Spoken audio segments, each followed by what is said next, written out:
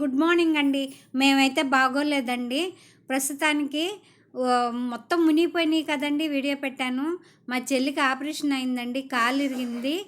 మళ్ళీ ఇది అన్నీ మునిగిపోయినాయి కదండి. పునరావాస కేంద్రానికి వెళ్ళడానికి మాకు ఇదొక మా అమ్మాయి వచ్చి అడిగి తీసుకెళ్ళిందండి. తీసుకెళ్ళాక అంతా అయిపోయాక ఇక్కడ కరెంట్ వచ్చింది అనగానే మా విజయవాడ తీసుకొస్తున్నామండి మా చెల్లెల్ని.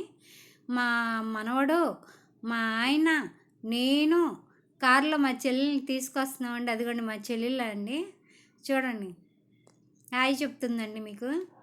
కారులో జాగ్రత్తగా తీసుకురావాలి కదండి, మరి కాలు ఇరిగింది కదండి, తీసుకొస్తున్నామండి. పక్కన మా ఆయన, మేము, మా మనవడు అందరూ తీసుకొస్తున్నాము. మీకు అక్కడక్కడ కొంచెం చూపిద్దామని కూడా వీడియో పెడుతున్నానండి.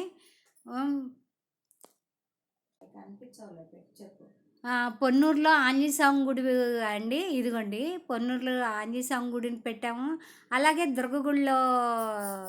దుర్గగుడి పెట్టామండి. మళ్ళీ ఇది కూడా పెట్టామండి, బ్యారేజీ కూడా. అవన్నీ మీతో షేర్ చేసుకోవాలనిపించింది ఫ్రెండ్స్. లైక్ చేయండి, షేర్ చేయండి, కామెంట్ చేయండి. కొత్త ఛానల్ అండి. అదిగోండి బ్యారేజీ అండి. బ్యారేజీ కూడా చూపిస్తున్నాను. కార్ దిగలేం కదండి, అందుకని ఇలాగా కూర్చొని చూపిస్తున్నానండి. ఇదంతా బ్యారేజీ అండి. ఇదంతా బ్యారేజీ చూపిస్తున్నానండి. మా ఇంటికి వెళ్ళే దారి అనమాట ఇదంతా. మా ఇంటికి వెళ్ళే దారిలో ఇవన్నీ సాధ్యమైన మట్టుకు వీడియోలు తీసానండి. ఇదండి. కామెంట్ చేయండి, షేర్ చేయండి, లైక్ చేయండి. అదిగోండి గుడి, బస్ స్టాండు, ఇదంతా మేము వచ్చే రూట్ అండి. మేము వచ్చే రూట్కి మా ఇల్లు కరెంట్ వచ్చింది, అంతా బాగుందని ఫోన్ వస్తే మేము వచ్చేస్తున్నామండి.